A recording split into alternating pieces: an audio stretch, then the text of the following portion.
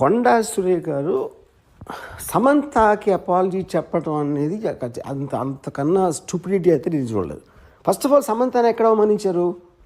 కొండా సురేఖ అవమానించలా, పొగిడారు. యాక్చువల్గా ఎందుకు పొగిడారంటే అక్కడ ఏమంటున్నారు ఆవిడ, నాగార్జున నాగ చైతన్య ఇద్దరు కలిసి ఒక మామగా, ఒక భర్తగా, ఒక కోడలిని, ఒక భార్యని తనకున్న ఒక ఆస్తి కాపాడుకోవడానికి వెళ్ళమని ఫోర్స్ చేస్తే తను కాదని చెప్పి విడాకులు ఇచ్చి వెళ్ళిపోయింది అని. అక్కడ సమంతకు అవమానం ఏంటి? సమంతని పొగిడినది. యాక్చువల్గా అవమానించింది ఎవరిని? అత్యంత జుగుప్సగా అవమానించింది నాగార్జున చైతన్యాన్ని. అసలు దాని టాపిక్ ఎత్తట్లా, దాని గురించి ఇంతవరకు మాట్లాడలేదు ఎవరు. సో ఇప్పుడు ఇలాంటిది చెప్పడం కన్నా అంటే అక్కినేని కుటుంబం అంత ఉన్న హుందాతనం, వాళ్ళకున్న extraordinary reputation, most dignified and reputed, అది ఒకసారి పక్కన పెట్టి ఏ ఇంట్లో అయినా ఒక మామని భర్తని ఇలాంటి ఆరోపణ నేనైతే నా జీవితంలో ఏం లేదు ఇలాంటిది.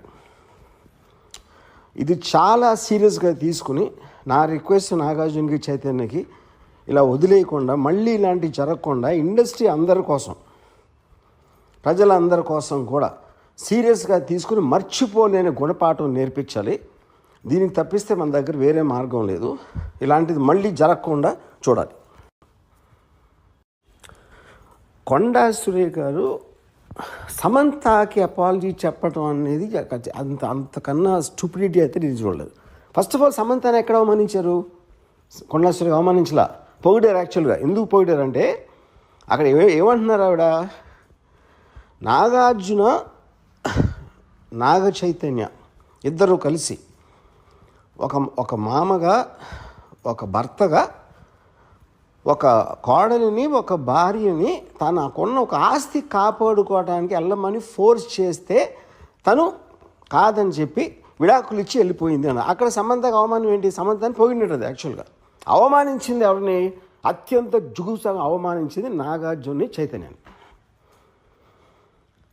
అసలు దాని టాపిక్ ఎత్తట్లా, దాని గురించి ఇంతవరకు మాట్లాడలేదు ఎవరు. సో ఇప్పుడు ఇలాంటిది చెప్పడం కన్నా అంటే అక్కినేని కుటుంబం అంత ఉన్న హుందాతనం, వాళ్ళకున్న extraordinary reputation, most dignified and reputed, అది ఒకసారి పక్కన పెట్టి ఏ ఇంట్లో అయినా ఒక మామని భర్తని ఇలాంటి ఆరోపణ నేనైతే నా జీవితంలో ఏం లేదు ఇలాంటిది. ఇది చాలా సీరియస్గా తీసుకుని నా రిక్వెస్ట్ నాగార్జునకి, చైతన్యకి ఇలా వదిలేయకుండా, మళ్ళీ ఇలాంటివి జరగకుండా ఇండస్ట్రీ అందరి కోసం, ప్రజలందరి కోసం కూడా సీరియస్గా తీసుకుని మర్చిపోలేని గుణపాఠం నేర్పించాలి. దీనికి తప్పిస్తే మన దగ్గర వేరే మార్గం లేదు. ఇలాంటిది మళ్ళీ జరగకుండా చూడాలి.